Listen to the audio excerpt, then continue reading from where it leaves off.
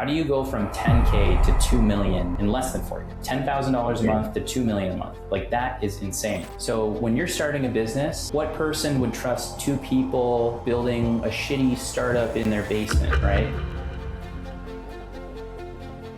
I'm pretty pumped about this because we're going to break down Beehiv. First time we've ever done anything like this, and found some pretty interesting things about Beehiv. Dude, I see that guy everywhere, the Tyler Dank. Every time I open up LinkedIn or Twitter, that guy is there in my newsfeed. Yeah, so maybe for anyone that doesn't know, has never heard of Beehiv before, like Beehiv is a platform that helps you manage and send your newsletter. And then I think now they also have a bunch of other stuff like website builder and tons of other products that they sell. Yeah, it's almost like the newsletter economy. I feel like this is a business that didn't exist like 5 years ago, or at least like 8 years ago. Like it was only the big publishers, right? It was only like whatever Fast Company. And then literally now anyone can be an online magazine or online newsletter. I mean, they're growing really fast. So they were started by 3 guys, Tyler, Benjamin, and Jacob. They all previously worked at Morning Brew. Morning Brew being one of the biggest business newsletters in the world. And they were there for a few years. Tyler Dank, who's the CEO at Beehiv,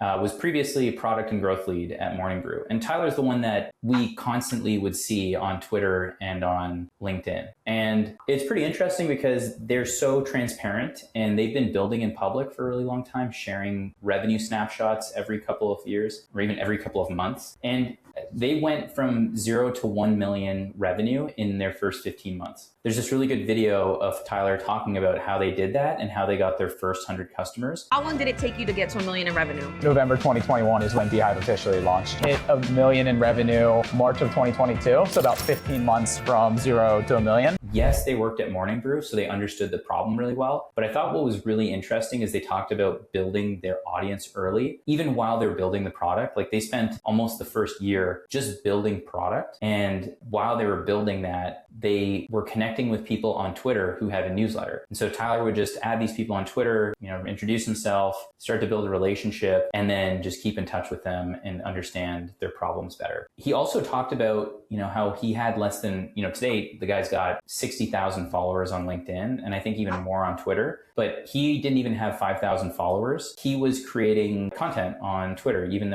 on LinkedIn, even though he didn't have a ton of followers. And he said, most people think, oh, you've got to be like an influencer and have a ton of followers for people to actually care. Like there's probably not a lot of other people making content that's actually high quality for that niche. And so that's what he was doing. And then I know that, when they did launch, he was just doing cold outreach once a week, every week. People who expressed interest and who he'd reached a bit to in the past on Twitter, or just reaching out cold to people who had a newsletter on Twitter, LinkedIn, and by email. Yeah, so 2022, they're doing 10K in MRR. You think to get to their 10K in MRR, like what do you think their growth strategies were?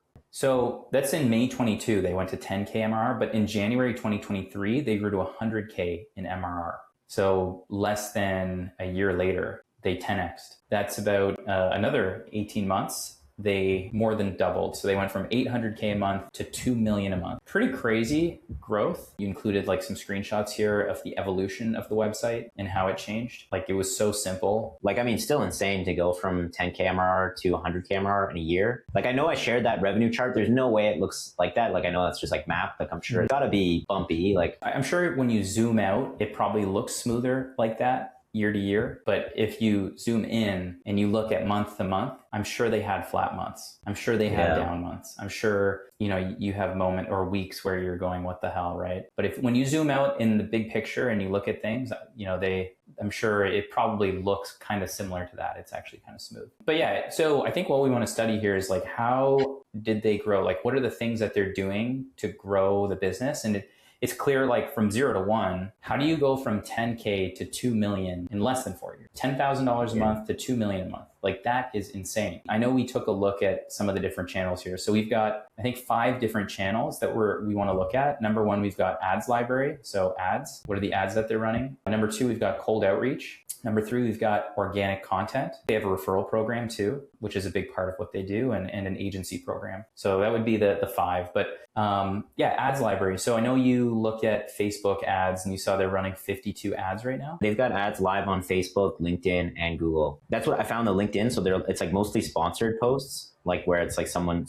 posting talking about the success of their newsletter or like the success they're having with Beehiv and like a photo selfie of themselves. Facebook, a lot of UGC ads, which I thought was kind of interesting. Like, you know what I mean? Like the talking head TikTok style ads. And then last one on Google Ads, they actually run no display ads. Like it looks like they did before. They stopped running any display ad image ads. I think they only have one live now. And these had a bunch of different tests. And they still do run YouTube ads. So they're still running video ads. That they had a free tools to migrate from competitors. So that was a big strategy for them, publishing free tools to migrate from Substack, migrate from, ConvertKit, whatever newsletter tool. So the next channel we had was cold outreach. So I thought this was interesting because it's clear that they're probably still doing cold outreach to this day, especially for maybe some of those bigger accounts. Like I think Ad Solutions is an underrated, really high ACV product where it makes sense to do a lot of maybe cold outreach and have reps that are doing full funnel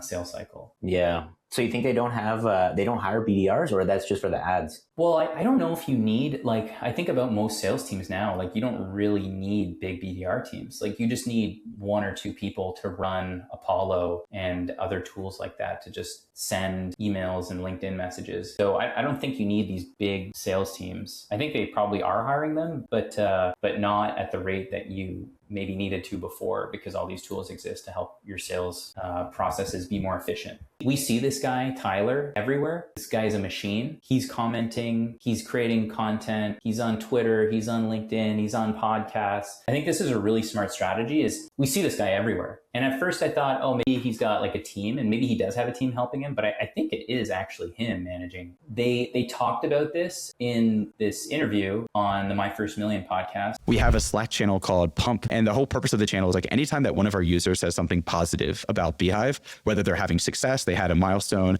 it's so much better than their old platform. Someone sees it, drops in that channel. Now the entire company gets that notification, jumps in, engages, retweets, and likes. And every employee that joins Beehiv, they do training, they invest in that person. In their first week, they meet with someone from the social media team that coaches them on how to interact on social media with customers, prospects, and people just talking about Beehiv online. You can't not talk about Beehiv and then not have people from Beehiv interacting with that post on social media. The swarm will get you, I feel like. They're like a bee swarm, just coming for every piece of content about Beehiv on the internet and interacting with it. They're doing about 130,000 monthly visitors just from organic traffic, organic search, ranking for different keywords. But most of the keywords that they actually rank for are really related to the business. They have a ton of blog posts and free tools and pages on the site that are just crushing it. But I think the reality is most of the organic search traffic they get is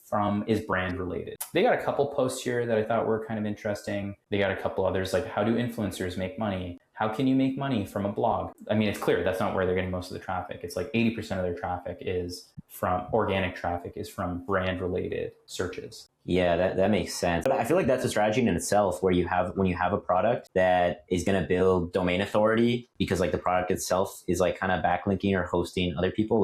I know this is kind of like Fugazi metric, the domain authority, but Ahrefs puts them at a 91 domain rating, and that's going to make them a superpower authority with every LLM and Google to say these guys are 91 best backlinks in the world related to newsletters. The other random mentions, one thing I thought was really well said, and I think an awesome strategy, was to launch one marketable feature each week. I think that's a good strategy in itself. Yeah, they talk about this. It's I always think about the Paul Graham essay. It's when you're building something. So when you're starting a business, what person would trust two people building a shitty startup in their basement, right?